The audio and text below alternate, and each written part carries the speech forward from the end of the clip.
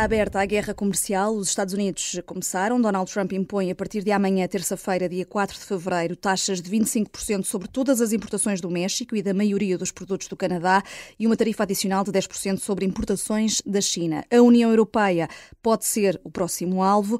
É nosso convidado para ir direto ao assunto. Na tarde política da Rádio Observador, o antigo Ministro da Economia, Pedro Cisa Vieira. Muito bem-vindo.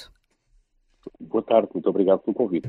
O primeiro-ministro português, Luís Montenegro, apelou hoje ao diálogo entre os países face a estas ameaças, algumas delas já concretizadas por Donald Trump ou em vias de concretizar.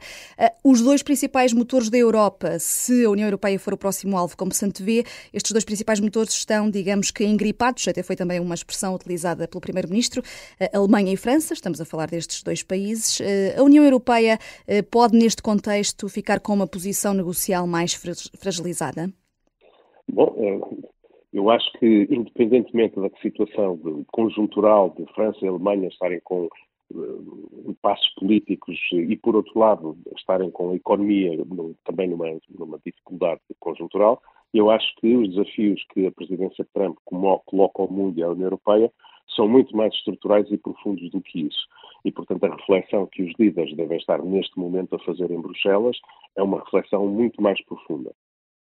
Aquilo que o presidente Trump está a fazer relativamente às tarifas que impõe a México, Canadá e China, que ameaça, ainda ontem em declarações, ameaça fazer à União Europeia, são a concretização de um plano que estava bem identificado e conhecido desde antes das eleições e que ele tem estado a executar de forma muito determinada. O que eu quero dizer com isto é que me parece que se deve levar a sério a intenção que a presidência Trump tem vindo a anunciar de concretizar mudanças muito significativas no sistema comercial internacional, além de alcançar também outros aspectos, como na defesa ou até na forma como se relaciona com a circulação de pessoas pelas suas fronteiras. Portanto, acho que são coisas para levar a sério e acho também que, de alguma maneira, aquilo que pode, digamos assim, dominar a concretização destes planos é mesmo a resposta dos mercados e os primeiros sinais que ontem, dia 3, tivemos da reação dos mercados foi que ela foi muito negativa. Os mercados, particularmente os mercados bolsistas nos Estados Unidos, tiveram uma queda muito significativa e aparentemente terá sido isso que poderá ter levado o presidente Trump, em conversa com o presidente do México, a anunciar um adiamento de um mês na concretização das tarifas ao México para ver se poderiam negociar alguma coisa em termos que permitissem dar uma resposta diferente a este anúncio de tarifas, porque a reação dos mercados foi muito, muito adversa. Ainda há poucos minutos, o governador do Banco de Portugal, Mário Centeno, disse à CNBC que esta questão das tarifas não é boa para ninguém. Que tipo de resposta espera da União Europeia? Vamos ver, como nós não sabemos o que é que vai ser feito pelo presidente Trump, não gostaria de especular, mas podemos saber aquilo que se passou relativamente ao Canadá, ao México e à China. O presidente Trump anunciou tarifas muito elevadas, 25% para todos os produtos importados do México, 25% para os produtos importados do Canadá, com exceção do petróleo, porque os Estados Unidos dependem muito do petróleo canadiano e, aliás, há muitas refinarias nos Estados Unidos que só estão preparadas para refinar petróleo pesado que venha do Canadá, ou se não vier do Canadá, terá que vir da Venezuela, porque senão elas não têm capacidade de processar outro tipo de petróleo. Portanto, aquilo que aconteceu foi que o Canadá anunciou já tarifas retaliatórias para um conjunto de produtos, que são produtos finais, e que são muito mitigados, que têm a ver com citrinos, que têm a ver com motocicletas, que têm a ver com whisky, que são produzidos em estados onde a base republicana de apoio ao presidente é muito forte. E anunciaram também, o Canadá, medidas, tarifas retaliatórias, mas que não entram imediatamente em vigor e que aí já começam a atingir produtos industriais que são muito importantes como componentes de produtos que depois são fabricados no Canadá. Ainda há poucos minutos o Canadá cancelou o contrato da Starlink. Isso foi o governador do Ontário, portanto não é o Canadá, é um dos estados. É só o Ontário. Que era, digamos assim, um contrato público de serviços para levar, digamos assim, telecomunicações via satélite para zonas isoladas, e ele cancelou mas é um contrato de 100 milhões de euros, embora atinja diretamente um colaborador do governo americano. Portanto, o que é que eu estou a dizer? Estas questões de guerras tarifárias atingem não apenas a própria economia americana. Quem paga as tarifas são os importadores de produtos que vêm de outros lados do mundo. Serão os consumidores americanos. E, portanto, acaba por ser repercutido sobre os consumidores americanos. Em tese, é isto que pensa o presidente Trump, em tese, o que daqui decorreria era tornava mais caro os produtos que são importados e, desse ponto de vista, desencorajava importações, que ela acha que são responsáveis pelo déficit comercial dos Estados Unidos, e, por outro lado, também incentivava a produção doméstica desses bens. Mas isso nunca é verdade. Nunca é verdade, porque o que acontece é que os produtos produzidos nos Estados Unidos seriam mais caros, demora tempo a instalar uma capacidade produtiva alternativa e, em qualquer caso, teria que trabalhar com componentes ou com mecanismos que são, digamos assim, também importados. Portanto, pode ser contraproducente esta política. Pode ser muito contraproducente e a verdade é que, por exemplo, desde o primeiro mandato do Presidente Trump, quando foram impostas tarifas, por exemplo, à China e a outros países, que foram mantidas essencialmente pela administração Biden, mas que não eram tão elevadas como esta, aquilo que aconteceu é que o déficit comercial dos Estados Unidos aumentou. Ou seja, é verdade que as importações da China até se reduziram ligeiramente, mas os Estados Unidos acabaram por comprar a outros países aquilo que deixou de vir da China. E muitas vezes, diz-se, foram até empresas chinesas que instalaram capacidade produtiva noutros países para conseguirem, a partir daí, continuar a fornecer o mercado americano. Portanto, a verdade é que há desequilíbrios macroeconómicos muito grandes nos Estados Unidos. Os Estados Unidos são um grande mercado consumidor, têm muita poupança e, portanto, é muito difícil evitar, assim, a tendência para importar.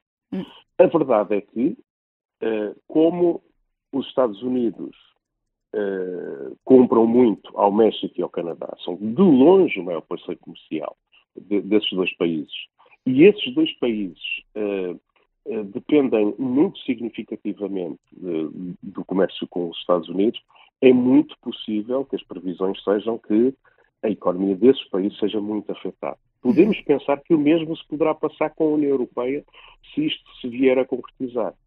A única coisa que eventualmente poderá moderar este plano do Presidente Trump é mesmo a reação muito adversa dos mercados. Os mercados percebem logo, particularmente os mercados acionistas, que isto vai ter uma consequência muito negativa sobre a economia americana. Por isso fez cair muito as ações do Dow Jones, do Nasdaq, etc., e, provavelmente, alguns conselheiros do Presidente Trump com mais experiência de mercado, como o secretário do Tesouro, Scott Bessent, terão aconselhado a eventualmente moderar e procurar, junto do México e do Canadá, encontrar respostas alternativas. E de resto, o próprio conselheiro económico da Casa Branca, Kevin Hassett, acabou por abrir hoje mesmo, há poucas horas, a porta a que o presidente norte-americano cancela as tarifas contra o Canadá e, de resto, Trump vai falar ainda hoje com Justin Trudeau. Esta ideia do America First pode ser só fogo de vista e aquele estatuto de eu quero posse e mando para depois, na prática, Trump acabar por recuar, nem que seja por causa dessas oscilações dos mercados. Mas isto pode querer dizer que vamos andar aqui sempre num limbo, não é? A primeira coisa é que isto é extraordinariamente instável e que os Estados Unidos deixam de ser um parceiro confiável, obviamente em termos económicos, mas no limite também noutras esferas em que a sua influência é muito significativa, designadamente a esfera de segurança e defesa coletiva da Europa. Ou seja, repare, a maneira como foi fundamentadas estas tarifas na página oficial da Casa Branca é que pelo México e pelo Canadá chegam imigrantes ilegais e que pelo México chega fentanil, que é uma droga muito poderosa que aparentemente eles também imputam à cumplicidade do governo chinês e do governo mexicano. E, portanto, um dos fundamentos que lá vem é, enquanto estas coisas não cessarem, nós manteremos estas tarifas. Ou seja, a política comercial e económica como, digamos assim, uma arma de defesa e de segurança dos Estados Unidos. Mas, ao mesmo tempo, na mesma fundamentação, diz-se que o déficit comercial dos Estados Unidos em matéria de bens é enorme, que os Estados Unidos estão a ser abusados pelos outros países e, portanto, parece que não bastaria, digamos assim, reforçar as fronteiras ou controlar o afluxo de fentanil para que isto cessasse. Portanto, torna-se extremamente imprevisível lidar com um espaço económico tão grande como é os Estados Unidos, e aquilo que eu penso que os outros países têm que fazer é começar mesmo a preparar-se para uma situação em que os Estados Unidos se retiram ou retiram-se do papel central no sistema mundial que assumiram nas últimas décadas. Eu acho que se deve levar isto a sério e preparar-se para funcionar sem isso. Isso, aliás, já foi o que, por exemplo, a Presidente Ursula von der Leyen, da Comissão Europeia, foi dizer no Fórum Económico Mundial em Davos. No seu discurso ela diz, nós não queremos guerras comerciais com os Estados Unidos, mas se elas ocorrerem, nós temos que reforçar a nossa autonomia e temos que desenvolver laços com parceiros comerciais alternativos. Deu o exemplo do acordo com o Mercosul, deu o exemplo da Índia, mas também deu o exemplo da China. E pode também isso significar que é preciso uma autonomia na área da defesa? Quer dizer, eu acho que sim, vamos ver. Eu acho que a questão não deve ser só vamos aumentar a nossa despesa com defesa para conseguirmos que os Estados Unidos se mantenham ligados à NATO e continuem a assegurar a nossa defesa. Vamos gastar nesta despesa acrescida a comprar equipamento militar aos Estados Unidos para eles se manterem, digamos assim, satisfeitos com a relação com a Europa, porque eu acho que esta imprevisibilidade, no limite, leva-nos a pensar se um dia a Europa for atacada, for efetivamente ameaçada, como aliás está a ser, se pode confiar na proteção americana. Por muito boa vontade que se tente comprar, será que os Estados Unidos estão mesmo disponíveis para defender a Europa? Afinal de contas, estamos a falar de alguém que ameaça diretamente parceiros da NATO, como é o caso do Canadá e como é o caso da Dinamarca, que é também membro da União Europeia, a propósito da Groenlândia. Portanto, eu acho que o que nós devemos levar o Presidente Trump a sério, que ele tenha um processo revolucionário de reformulação do sistema mundial, de formulação das regras do capitalismo global, de reformulação até das regras da democracia e do Estado de Direito americano. E, portanto, devemos nos preparar para uma situação que a Europa não deseja, mas que deve levar a sério e estar suficientemente acautelada. A revista Economist dizia hoje que Trump está a conseguir, de forma contraproducente, criar uma grande coligação de países anti-Estados Unidos. Isto faz sentido para si? Quer dizer, eu penso é que uma das consequências provavelmente não queridas desta política americana que tem vindo a ser sistematicamente concretizada nestas 2 últimas semanas, pode ser criar incentivos para que os outros países do mundo comecem a pensar, bom, se os Estados Unidos se retiram, o que é que nós fazemos? E isso é muito evidente, quer dizer, o México, por exemplo, se não tiver o seu grande parceiro para onde escolher uma grande parte das suas importações, o que é que vai fazer? A Índia, a China e a Europa deve abster-se, deve alinhar com os Estados Unidos numa política de contenção da China, ou deve voltar a equacionar aquilo que, neste momento, provavelmente já está a acontecer, que é equacionar as questões de comércio e de investimento com os Estados Unidos. Não se esqueça que quando Donald Trump estava na Casa Branca, a União Europeia chegou a ter um acordo de investimento celebrado com a China, negociado, que não chegou a celebrar, porque o presidente Biden, entretanto, disse não façam esse acordo, colaborem connosco. Não sei o que é que vai acontecer agora que digamos Pois, assim. o tabuleiro agora pode... O tabuleiro pode voltar a mudar. Pedro Cisa Vieira, eu sei que extravasa o âmbito desta entrevista, mas só para terminarmos mesmo, não resisto a perguntar-lhe como é que tem assistido à corrida para as presidenciais, que está a aquecer e em força, e sobretudo esta semana, com maior definição à direita do que à esquerda. Bem, confesso que aquilo que me parece é que há muitos candidatos com uma distância muito grande, o que significa que nenhum dos candidatos que é oriundo das áreas dos partidos está a entusiasmar ninguém.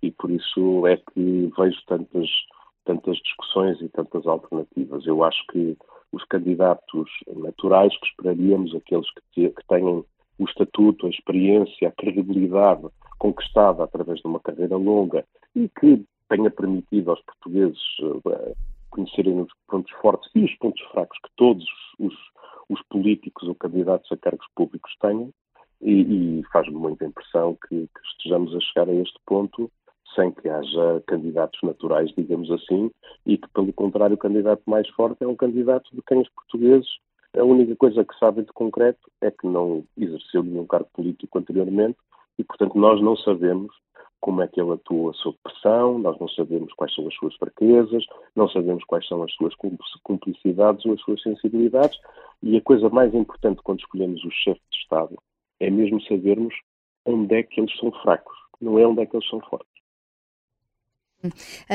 Mas estava a referir-se a Gouveia e Melo, sendo que temos Luís Marques Mendes pelo PSD, o PS aqui, e a esquerda, enfim, não sabemos ainda se poderá vir aí algum nome à esquerda mais agregador.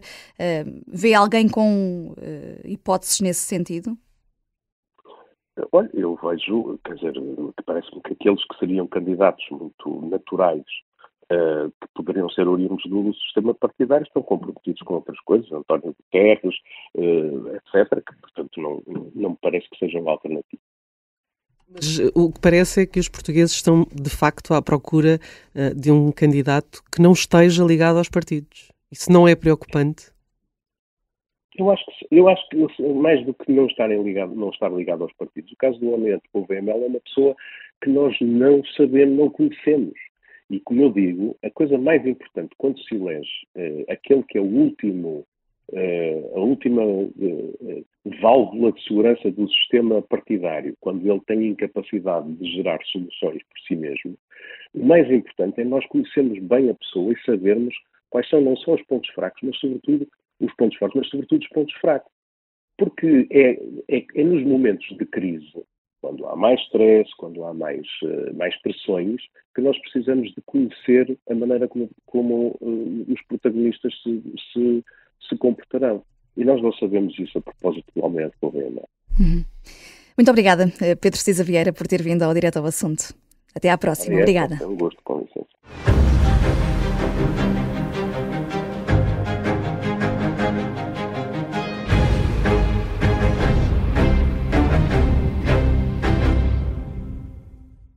Se gostar deste podcast, pode seguir, dar 5 estrelas e comentar o episódio na Apple Podcasts ou no Spotify. Pode também subscrever e gostar no YouTube. Assim recebe uma notificação sempre que houver um novo episódio.